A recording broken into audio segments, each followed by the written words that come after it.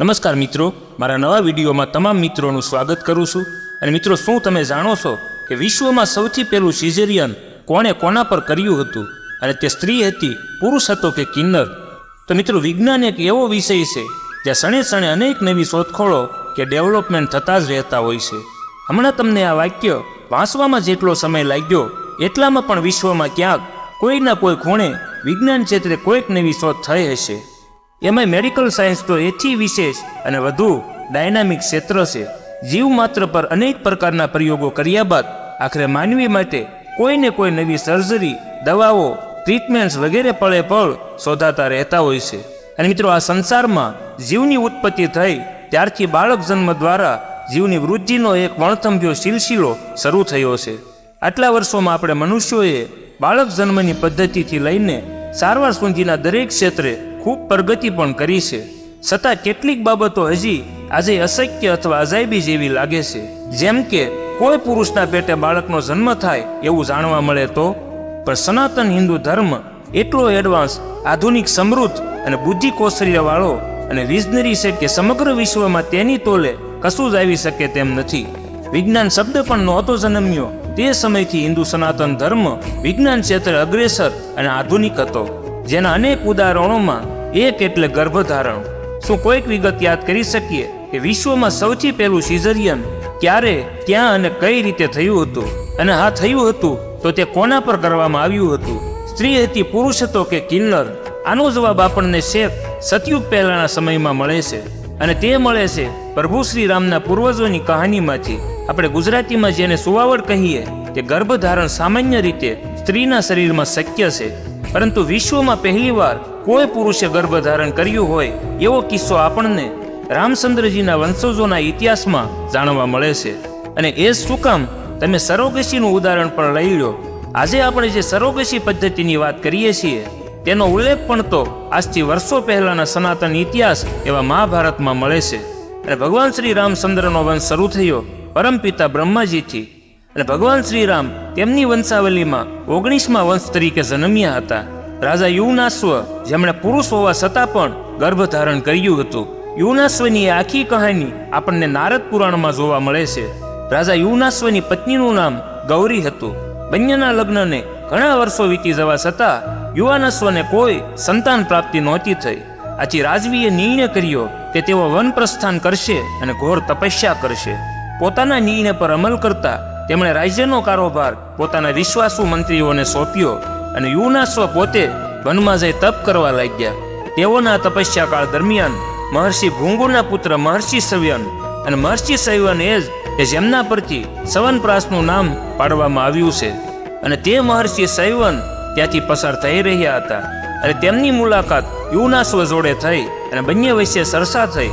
ત્યારે સવ્યન ઋષિને મહારાજ યુવનાશ્વની સમસ્યા વિશે ખબર પડી. અને સંતાન પ્રાપ્તિ માટે ઘોર તપ કરી રહેલા યુવનાશ્વને તે સમયે મહર્ષિ સવ્યને ઉપાય તરીકે ધર્મ અને યોગ દ્વારા સિદ્ધ એક એવી પદ્ધતિ દેખાડી, અને જેનું નામ હતું ઇષ્ટિ યજ્ઞ. હવે જેમણે રાહ સીંધી હોય તેમને જ મંજિલ સુધી મૂકી જવા માટે આપણે પ્રાર્થના કરીએ. અને તેવી જ રીતે યુવનાશ્વએ પણ કર્યું. અને તેમણે મહર્ષિ સવ્યને પ્રાર્થના કરી કે આ યજ્ઞ તેઓ પોતે જ કરાવે. અને મહર્ષિ તે યજ્ઞ કરાવવા માટે રાજી થયા. અને યુવનાશ્વએ પોતાના રાજ્યથી અનેક મંત્રીઓ અને દરબારીઓને મદદે બોલાવ્યા. ઇષ્ટિ યજ્ઞની તડામાર તૈયારીઓ શરૂ થઈ ગઈ. અને પછી સતત 1 વર્ષ સુધી આ મહાયજ્ઞ ચાલ્યો. જ્યારે તે ઇષ્ટિ યજ્ઞ પૂર્ણ થયો ત્યારે મહર્ષિ સવ્યને એક અભિમંત્રિત કરેલા જળનું માટલું યુવનાશ્વને આપ્યું કે આ જળ તમે તમારી મહારાણી ગૌરીને આપજો, કે આ જળ મહારાણી ગૌરી ધારણ કરે તો નિસંગ તેઓ ગર્ભ ધારણ કરી શકશે. યજ્ઞની પૂર્ણાહુતિ થઈ અને સાંજનો સમય થયો. રાજવી અને તેના દરબારી મદદનીશો બધા 1 વર્ષ સુધી ચાલેલા યજ્ઞમાં શર્મ કર્યા બાદ થાક્યા હતા. અને પછી એવું નક્કી થયું કે રાજ્ય તરફની સફર આવતીકાલે સવારે શરૂ કરવામાં આવશે. અને ત્યારે હવે આ રાત્રિ વિશ્રામ દરમિયાન યુવનાશ્વને ખૂબ તરસ લાગી. તેમણે દ્વારપાળને બોલાવ્યો અને મંત્રીને બૂમ પાડી, પરંતુ થાકના કારણે બધા એટલી ભર ઊંઘમાં હતા કે કોઈને રાજવીનો અવાજ સંભળાયો નહીં.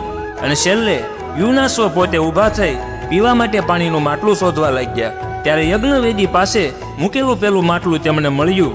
અને યુવનાશ્વને નહોતી ખબર કે આ એ જ માટલું છે કે જેમાં મહર્ષિ સવ્યને આપેલું અભિમંત્રી જળ ભર્યું હતું, જે જળ તેમણે મહારાણી ગૌરીને પીવડાવવાનું હતું, અને એ સમયે યુવનાશ્વએ તે જળ પી લીધું.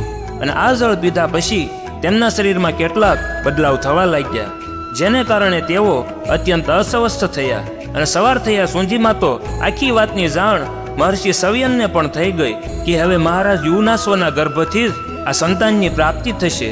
અને એ સમયે રાજવી મહર્ષિ તેમની સામે પ્રાર્થના કરવા લાગ્યા, અને કોઈ પણ રીતે અનર્થ થતો રોકવા તેમણે વિનંતીઓ કરી. ત્યારે મહર્ષિ સવ્યન કહે છે કે વિધિના લેખને તો હું બદલી શકવા સક્ષમ નથી, પણ ઈષ્ટી યજ્ઞ દ્વારા પ્રસાદ રૂપે મળેલું અભિમંત્રિત જળ હું તમને આપી શકું, અને એ જળ ગ્રહણના ફળ સ્વરૂપે જે કંઈ મળે તે રોકી શકવાની મારી ક્ષમતા નથી.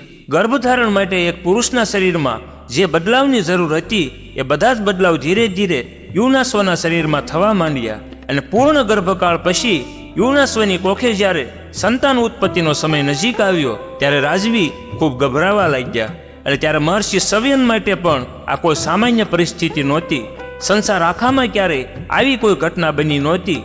આથી સવ્યન ઋષિને પણ સમજાતું નહોતું કે શું કરવું. અને ત્યારે તેમણે દેવતાઓના વેદ એવા અશ્વિની કુમારોને બોલાવ્યા. અને ત્યારે અશ્વિની કુમારો મહર્ષિ સવ્યનની મદદે આવ્યા, અને તેમણે રાજવી યુવનાશ્વની કોખ એટલે કે ગર્ભાશય શીરીને એક બાળકને બહાર કાઢ્યું. અને બ્રહ્મદેવે આ સંસારની રચના કરી ત્યારથી પહેલીવાર આવી કોઈ અનોખી ઘટના બની હતી. આથી તેના સાક્ષી બનવા માટે સવ્ય ઇન્દ્રદેવ પણ ત્યાં પધાર્યા હતા. અને મહર્ષિ સવ્યન અને અશ્વિની કુમારોની કુનેહને કારણે યુવનાશ્વના પેટે સંતાનનો જન્મ થયો. પરંતુ અવતરણ પામેલું બાળક તરત જ ભૂખના કારણે રડવા લાગ્યું. હવે યુવનાશ્વ તો એક પુરુષ હતા, તેમને સ્તન હોવા અશક્ય હતું. અને તે સમયે બધા વિચારવા લાગ્યા કે બાળકની ભૂખનું નિવારણ કઈ રીતે લાવવું. અને ત્યારે ઇન્દ્રદેવે પોતાની ટસલી આંગળી તે બાળકના મુખમાં મૂકી અને તેના દ્વારા બાળકને દૂધપાન કરાવ્યું. ઇન્દ્રદેવની ટસલી આંગળીમાંથી આ નીકળતા એ દિવ્ય દૂધના સેવન દ્વારા તે બાળક 13 આંગળી જેટલું વિકસિત થઈ ગયું. અને તે સમયે ઇન્દ્રદેવે કહ્યું કે આજથી આ બાળકની હું જ માતા છું, મમ ધાતા. અને ત્યારબાદ તે બાળકને પોતાનું નામ મળ્યું માંધાતા. દેવરાજ ઇન્દ્રએ તે બાળકને વરદાન આપ્યું કે માંધાતા એક ચક્રવર્તી રાજા બનશે અને તેની યશ કીર્તિ યુગોયુગ સુધી ફેલાશે. અને પછી ખરેખર એવું જ બન્યું. રાજા માંધાતા આ સંસારના સૌથી મહાન રાજવી તરીકે ખ્યાતિ પામ્યા. અને આથી જ કોઈ પણ ક્ષેત્રે કોઈ વ્યક્તિ ઉત્કૃષ્ટ પ્રદર્શન કરે અથવા તો સૌથી વધુ સફળતા પ્રાપ્ત કરે તો તેને આજે પણ આપણે માંધાતા તરીકે ઓળખીએ છીએ. અને કહેવાય છે કે રાજવી માંધાતાએ 100 યશ્વમેઘ યજ્ઞ અને 100 રાજસુ યજ્ઞ કરાવ્યા હતા. અને આટલું જ નહીં, એવી પણ લોકવાયકા છે કે 150 કિલોમીટર લાંબો અને 15 કિલોમીટર જેટલો ઊંચો સુવર્ણ મુદ્રાનો ઢગલો થાય એટલી મુદ્રાઓ તેમણે બ્રાહ્મણોને પણ દાનમાં આપી હતી. અને આવા પ્રતાપી રાજવી માંધાતાની 44મી પેઢીમાં ઈક્ષ્વાકુ કુળના મહાપ્રતાપી અને પનોતા રાજવી અને રામચંદ્રજીએ જન્મ લીધો હતો. અને મિત્રો, આ વિડીયો તમને જો પસંદ આવ્યો હોય તો ચેનલને સબસ્ક્રાઇબ કરજો, લાઈક કરજો, કોમેન્ટ કરજો અને વિડીયોને શેર કરજો. જય શ્રી રામ.